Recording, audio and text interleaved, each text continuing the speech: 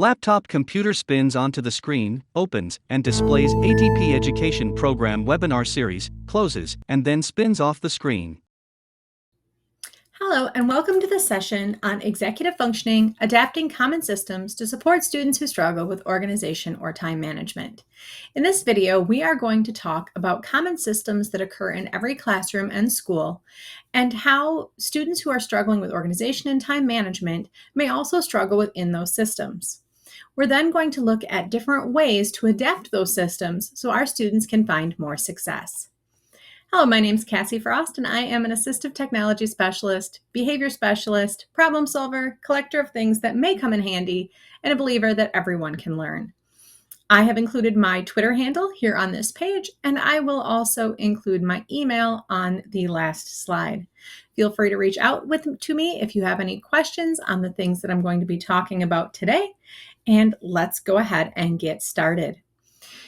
In order to talk about systems and what we can do to adapt them, the first thing we need to do is come up with a common definition of a system.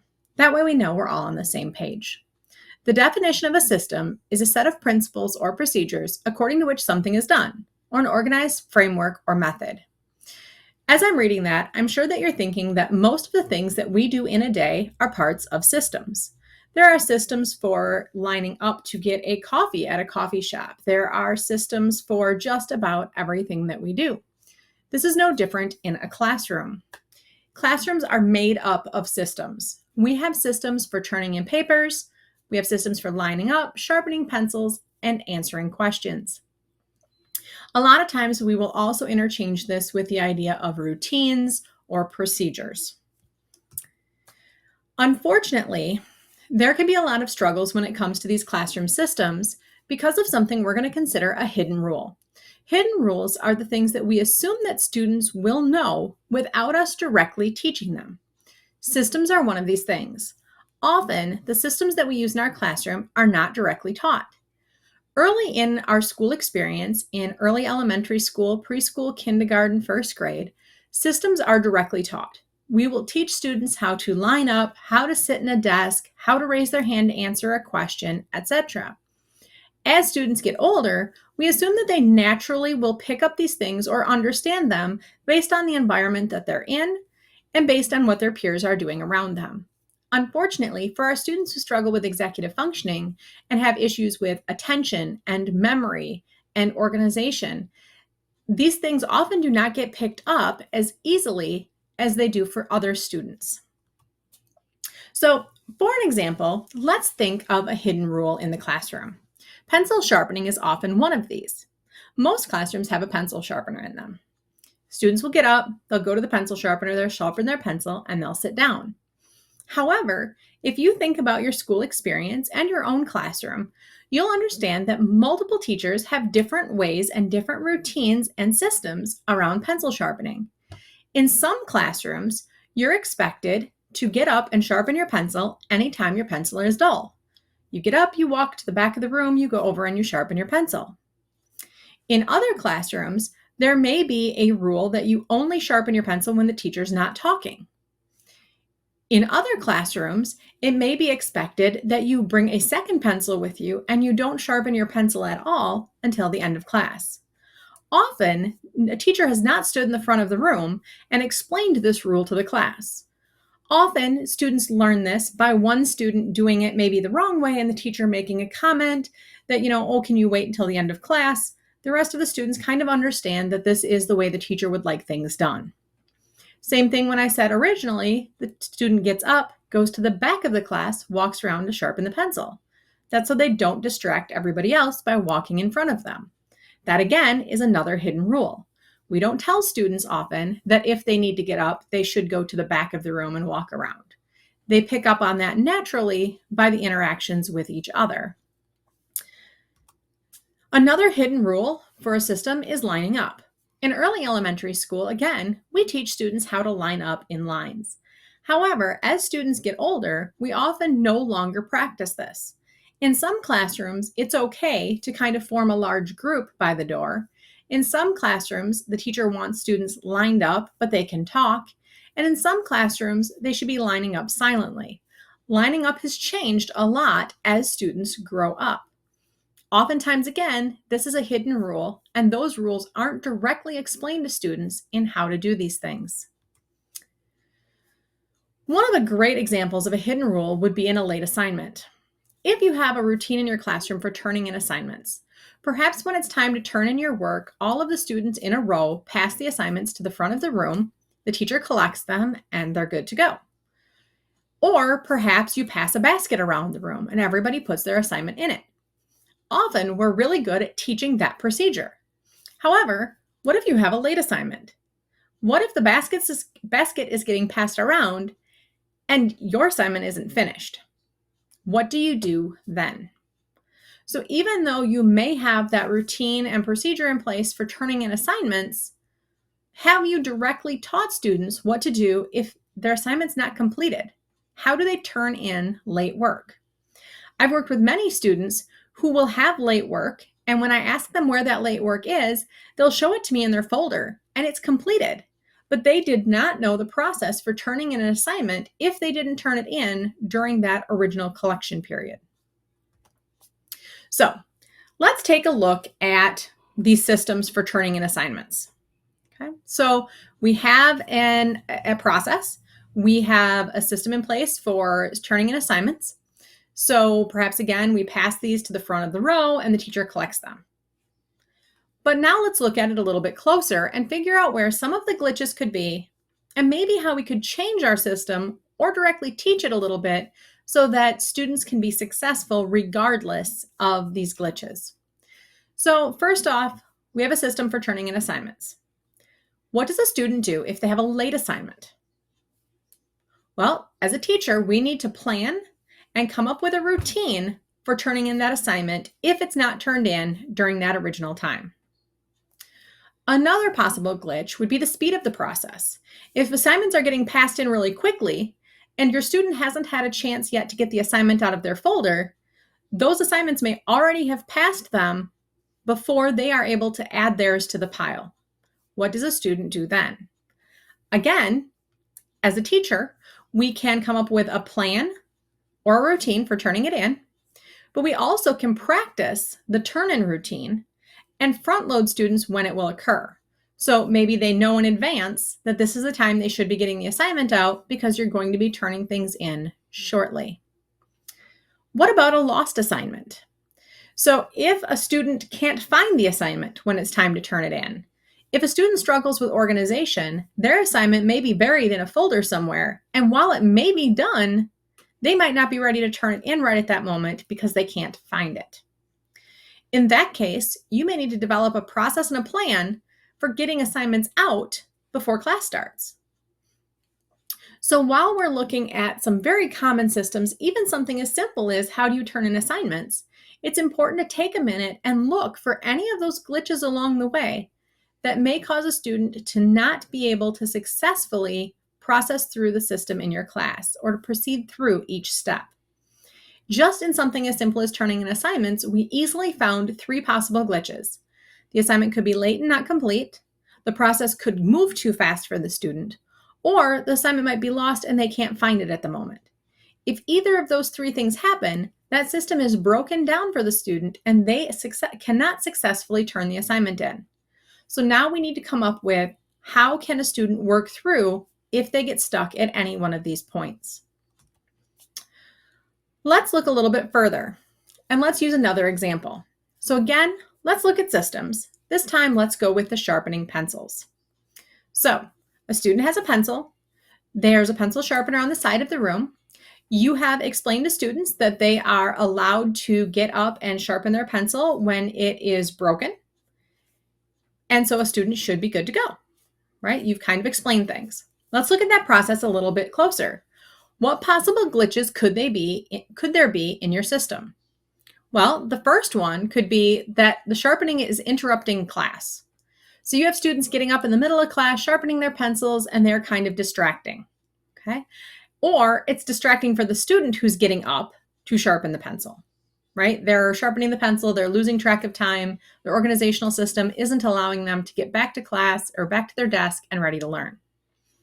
What can you do? Well, you can plan for time to sharpen. So everybody has these few minutes to sharpen their pencils. You can provide some visual cues that tell students on their desk when it's okay to get up, how should they walk to the pencil sharpener, and or you could even go as far as providing extra pencils. So when a student's pencil breaks, maybe they just get a new one until the end of class. Or perhaps you're looking at your class and you're discovering, you know what? This is all working really well, but I always have a line at the pencil sharpener. And that may be that you have too many students trying to use the pencil sharpener at the same time. In this case, you may need to look at adding additional sharpeners to your room, or perhaps assigning specific sharpeners to each group of students. So these 5 students always use this sharpener, these 5 students always use this other sharpener. So when we're looking at classroom systems, we need to figure out how we are going to find the glitches, how we're going to fix them, and what our next steps are. So when you think of systems in your classroom, and I would highly recommend and kind of challenge you to sit down and come up with 1, 2, or 3. Don't try to do them all, there's too many. But think of some common systems in your classroom. So handing in paper, sharpening your pencil, lining up, come up with a couple of systems. It can be something as simple as getting out or checking out a book from the classroom library. Okay? Anything that you have a system in place for. I'm going to challenge you to pick, start with 1, but maybe up to 2 or 3 of these and go through this process. The first thing we're going to do is identify the area of concern. So in the example of checking out a book from the classroom library. So my concern is this system, right? Checking out a book from the classroom library. I'm going to look for underlying glitches next. So if a student gets up, they go over to the library, the classroom library, they pick out a book, they come over, they take the card out of the back of the book, put their name on it, and put it in a basket on my desk. So potential glitches to this could be that they can't find a book they want. There could be a glitch that there could be too many students over at the library at one time. It could be that maybe they don't have a pencil to write their name on the card. Okay, those are all some glitches. So identify possible executive functioning struggles. Well, what areas of executive functioning could get in the way of this? Well, if a student doesn't have a pencil, it's probably an organizational issue. If they can't find the right book, it may be that they're not processing which type of book they want or kind of making a plan before they get up to the shelves. A lot of students at the bookshelves at once could be a time management issue. Students aren't recognizing that everybody's going to try to be there at the same time, so they're getting there at the same time as everybody else. So now we're going to define our current system. So we're going to go through and we are going to step by step, what is the process? Well, if a student wants to check out a book, they need to wait till the teacher's not talking. They need to get up and go to the bookshelves. They need to find a book that they want. They need to come to my desk. They need to take the card out of the back. They need to put their name on it. They need to put their card into the basket on my desk, and they need to go back to their desk, back to their own seat.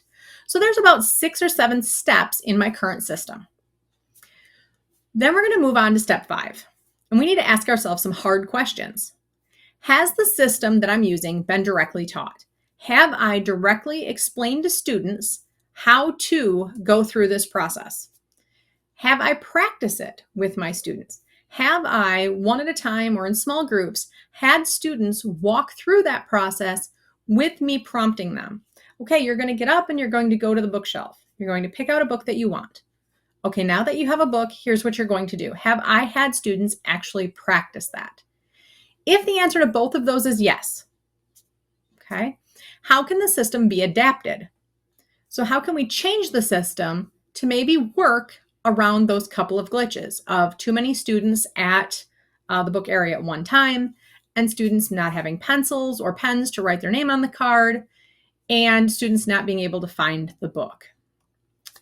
So one thing we can do is we can provide visual supports. We could perhaps put up some signs around our library system, around our library shelves, that explain which type of books are in which area. So maybe all of the more picture books are over here, and all the fantasy books are over here, and all of the biographies are over here. That allows students to spend less time looking for books and instead know exactly where they should go. We also could add a visual support that maybe says only one person at each bookshelf at a time. So students can visually see that they maybe shouldn't be there if there's other students there. You also could put a visual support in place on your desk where students are expected to write out the card with their name on it. Okay, so those are some visual supports that will help students through this process. After you're done with providing visual supports or determining which might work, then you need to make sure, are you providing enough time for this system to happen? How much time does it legitimately take a student to go through the process of this system in order to be successful? If we have not allowed appropriate time, you need to look at how you're arranging things in your class so your students have enough time to successfully complete the steps. If they're rushed, things might not go well, students might not get all of the steps correctly, and you're going to be constantly going back and trying to help prompt students through it. Once you have the appropriate time allowed, you've got the visual supports in place, then we're going to reevaluate the organization that's needed to make the system flow. So, in our book example, we are going to organize our books to match those visual supports so the right types of books are in the right areas so students can find them easier. And perhaps I'm going to put a pencil cup on my desk with pencils so that students can write their name on the card even if they've forgotten their own pencil. We're going to kind of organize things for them.